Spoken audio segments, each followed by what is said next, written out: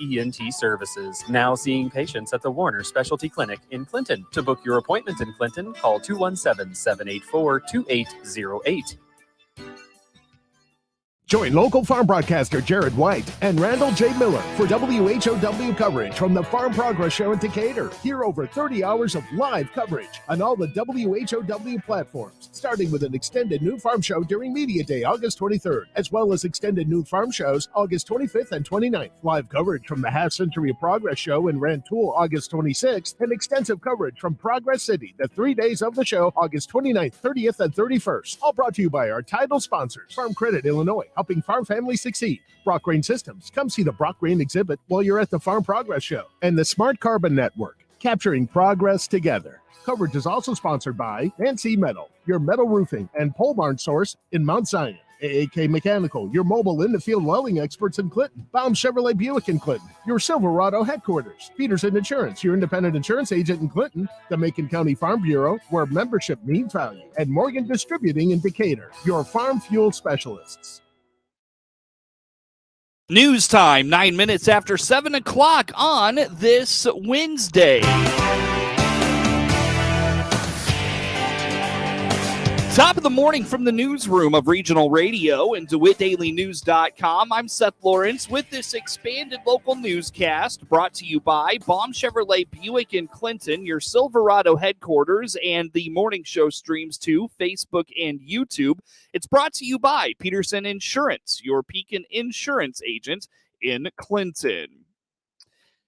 The Clinton Board of Education recently took up the conversation of bullying versus a student who may become physically disruptive to the learning environment as they sought to approve an updated anti-bullying policy. Superintendent Kurt Nettles explains it is essentially a policy written by the Illinois State Board of Education, and most school districts follow the recommendation of ISB. I believe I put this in your packet. So 7180 is our policy, which you actually approved an update to back in April. So annually, the State Board of Education wants boards to look at it, make sure it is what you want it to be. Most school districts subscribe to the School Board Association's policy manual. So the updates that we get, again, keep us legal. That's written by lawyers, it's reviewed by them and their experts. So staying up to date on these things. So if you look through that, hopefully you had a chance to look through that. It's got really about everything that you would need. We even list in here non-discrimination coordinators, Title IX coordinator, and complaint managers, reporting of incidents, all of the things that the School Board Association has put in here to meet legislation and keep us in compliance with everything. So again, you approved this back on April 25th, so this is really still pretty brand new as far as an updated policy.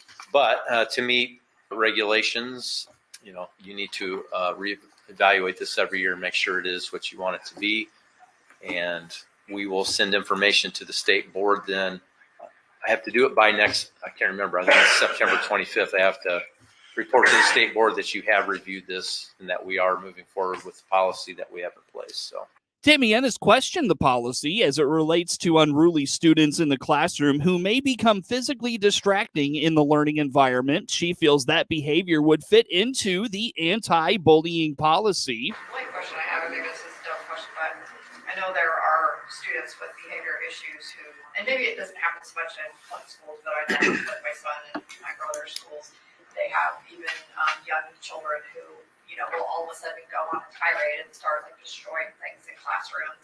And I guess reading through the bullying policy, it seems like you could fit that behavior in there because they're obviously, scaring other children or, disturbing them in ways. And I guess just to me, it's just so frustrating. And I know the state, ties your hands, but it's just you have one child that kind of ruins the atmosphere for everyone else, and it's they just violate over and over and over and over and over, and we just keep putting up with it. According to Nettles, ISB has explicitly made it clear the scenario laid out by Ennis is not bullying and is a separate policy that has strict parameters on how to handle those situations. So, yeah, sorry to cut you off. If you make that statement in front of the State Board of Education or other people, they will tell you definitively that what you just described is not bullying. And what they have done that you've brought up is they've removed the option for us to, unless it's extremely necessary, to physically restrain children. In fact, anytime we do restrain a child physically, we have to write up a report and submit that to the state board. And then we have to come up with a plan on how we're going to reduce that number of restraints every year. A definition of bullying and what you described are considered by them to be two different things.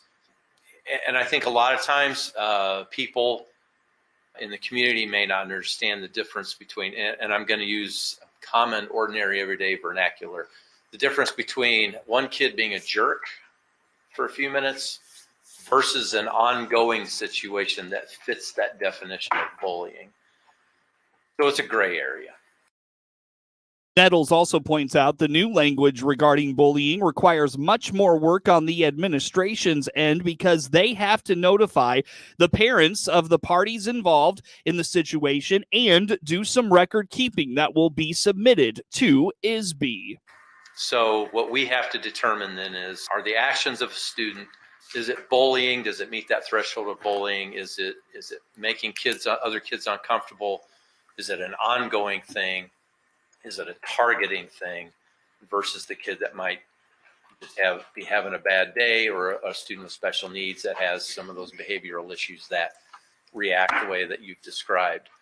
So we have to make that determination based on our expertise and our knowledge, how that falls in. So, and if you looked in the policy here, if we believe there's an incident of bullying, we have to pretty quickly notify the parents on both sides, of the victim and the child that's deemed the bully, have those reports, have those meetings, and follow through on all that. And we're going to talk in our next team meeting about how we log that information and how we keep track of it and everything, because we're going to have to provide that information to the state as well, showing that, hey, we are on top of this and we are recording it, and we're following in line with those steps.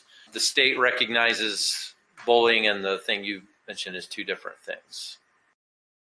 The board approved the policy last month at its monthly meeting. The upcoming Labor Day weekend is expected to be very warm as we usher in September. It's a trend that shouldn't last long, says Ed Shimon at the National Weather Service, who believes the heat will shift south and create a battle of developing tropical storm systems and make for equal chances of above or below normal temperatures the rest of the way. It looks right now, let me show that, the heat that we're going to get over Labor Day weekend kind of shifting into the southern part of the U.S., southeast U.S. So we're right on the edge of above or below normals. It's officially equal chances of above or below normal temperatures, that first couple of weeks all the way through the 22nd. And actually, that's 3 weeks, So it's, we're going to see probably a little bit of a battle between, some of those tropical systems and high pressure over us. So hopefully, we get, just a normal amount of rain is a couple of inches in that time frame, which is, nice if it comes over a shorter period of time. For precipitation outlook, it shows equal chances over a huge part of the United States. So the Climate Prediction Center's not seeing a whole lot of signals there one way or the other. So it's kind of middle of the road there. But, a couple inches of rain in that first 2 weeks of September is about normal. Nothing significant, but we always got to watch those tropical systems. If one creeps into Texas, it can always drift north into Illinois. So we just got to watch the tropics at this point.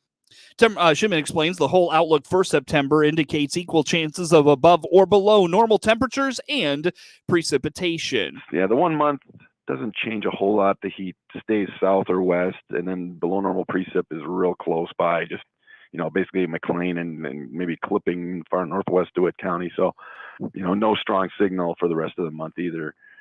Although heat starts to, return out to the plains a little bit there. But we're kind of in the cooler, typical normal zone there. And our normals in September fall from, lower 80s highs and upper 50s lows in the first of the month to middle 70s for highs and upper 40s for lows by the end of the month. So, real actually pretty comfortable conditions if we can stay middle of the road for that last part of the month. Shimon notes El Nino continues to develop and should have an impact on central Illinois and the Midwest this winter.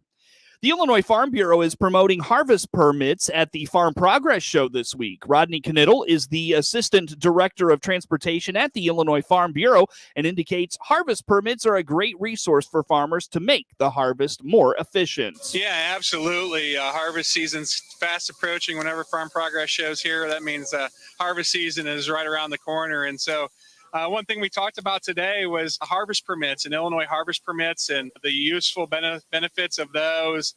Gives you a 10% allowance over what you legally can haul, a tool that is the state allows for state roads. You have to ask for local jurisdiction for permission there, but certainly a tool, I think, at the ITEP website that you can utilize to help you become more efficient even during the harvest season. According to Knittel, those permits go live September 1 and explains there are ways to make the process more streamlined for producers during a very busy time of the year. So it doesn't really take that long. The application opens on September 1, and you can get the permits for each vehicle then. You also have to do a route authorization as well every 14 days. But I do have on myifb.org some Q&A with Rodney K, some videos out there that really go down and break out how to set up a library for vehicles, how to save a route, to make that less burdensome, to make it very quick and efficient for you. I know that harvest is a time that we don't want to really be in the office. So I set that up to hopefully utilize my experience of doing permits in the state of Illinois to hopefully make it more efficient for our members and anybody out there really. That's on myifb.org, and I think those two tools there that can help you drastically to make it more efficient and an easier process. For the Farm Bureau, they're trying to increase awareness of this opportunity, as Knittel believes most farmers do not take advantage of it because of the technology component that in the past was not very user-friendly. Actually, we don't, and I think one of the big reasons that they don't take a huge advantage, we get more and more every year. I contact the state IDOT, and we do see an increase in numbers. I don't know exact numbers, but we do see an increase in numbers each year. But I think one reason is the computer system. But I tell you that the Illinois permit website is the best in the country. I've done permits in other states. It is by far the best software that's out there in the country. And it is, once you get used to it, and I think watch our video, you'll find that it's not as burdensome, not as troubling as maybe one thinks it is. I think it's a tool that can really, A, make you more efficient, B, on state roads makes you legal. And so that little bit of mistake that we overload the front end or the rear end or whatever, you get that 10% protection now. It saves you money and time going down the road. Knittel is also imploring producers to make sure the equipment they'll need for the upcoming harvest is serviced and has a good once-over given to make sure everything is firing on all cylinders. If you're at the Farm Progress Show, stop by and see the folks at the Farm Bureau in booth 753 on 7th Street. News time, 21 minutes after 7 o'clock on this Wednesday. Plenty more news to get to coming your way on the morning show. New Buick inventory is arriving daily. This is Scott Baum from Baum Chevrolet Buick here in Clinton. We want to listen and understand your transportation needs. Our Buick lineup has many new models to choose from, like the right-size Buick GX to the mid-size Buick Envision, and our premium crossover, the Buick Enclave. We can help you find the right one for you. See our in production and in transit tab for all inventory inbound. BaumChevyBuick.com. Right from the start. News time is 22 minutes after 7 o'clock on this Wednesday. Again, coverage of news brought to you by Baum Chevrolet Buick in Clinton, your Silverado headquarters. And we stream to Facebook and YouTube, brought to you by Peterson Insurance, your Pekin Insurance agent in Clinton.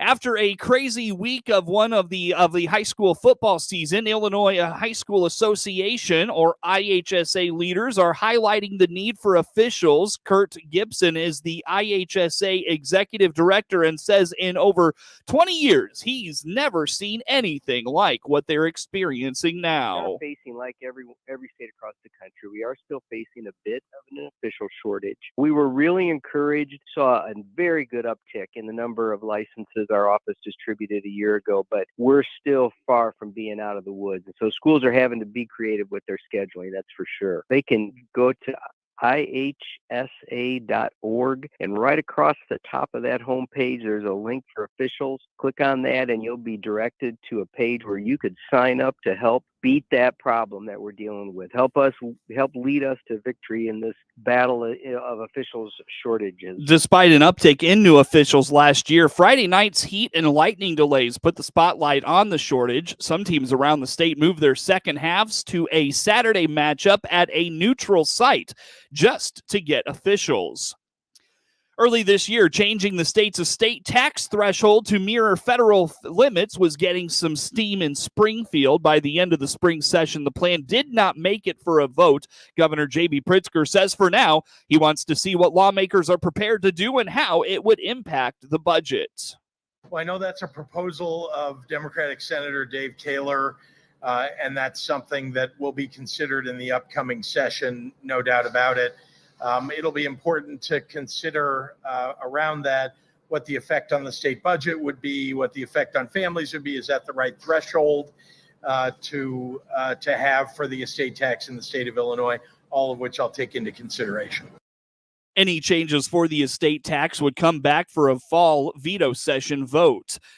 Shunning people from cafeteria tables, gossip, vandalism, physical scuffles, and residents checking their mail at night to avoid running into an unkind cohabitant are just some examples of the bullying among older people living in assisted living facilities. While the issue may not be widespread, experts tell the 65-plus population, their loved ones, and their caregivers why the problem exists and how to confront it. Ari Lakritz is a clinical psychologist at OSF Healthcare who has taken a keen interest in the mental health care for older folks. He says some of the seniors arrive with untreated and possibly unknown mental health issues, and Dr. Lakritz sums it up in the second reason: old habits are hard to break. The same types of personality dynamics, the same types of perhaps biases that these individuals hold, maybe as a product of the particular generation they grew up in, any types of biases or beliefs about individuals different than them. Why would those go away just magically as they grow older? Another simpler explanation: older people are cranky due to issues that come with age, like chronic pain or feelings of helplessness. Lakritz says the solutions are multifaceted, but must start with the caregivers, and the facilities can take short-term steps, such as holding anti-bullying or anger management classes for staff and residents. Identity theft on college campuses continues to be a concern. That's where the Better Business Bureau is urging students and their parents to be careful in protecting new and returning students' sensitive information, as most have recently begun the fall semester. BBB investigator Don O'Brien says one of the best ways to help prevent fraud is by protecting sensitive documents. Don't take any really important documents with you. Don't feel the need to change your permanent email, your permanent mail address to your college, because A, you're not going to be in that spot very long, and B, sometimes those postal systems aren't as secure inside the dorms, especially. O'Brien also cautions about loaning out your debit or credit card. The state is starting a new partnership to help support the mental health of farmers and those living in rural areas. Soon, FFA chapters will be able to apply for a $1,000 grant to build awareness in their schools and small towns. Governor J.B. Pritzker at the Farm Progress Show on Tuesday said as parents of Gen Z kids, he knows they can be excellent messengers about the importance of talking about mental health. I know that we have historically, across the United States, treated it like there's a stigma associated with mental health care. No longer, and especially for this youngest generation of adults, they understand how important it is. they're not burdened by the same hesitancy in accessing mental health services as generations past. They speak freely and candidly and empathetically about mental health struggles, and it's made them experts of sorts and advocates. The Farm Family Resource Initiative Emergency Helpline is 833-FARM-SOS and is up and running 24 hours a day for anyone struggling with their mental health. An expert says do not let the lack of documentation keep you from applying for USDA's 22007 program of financial assistance to producers who have been discriminated against by USDA. Gary Crawford has this quick report.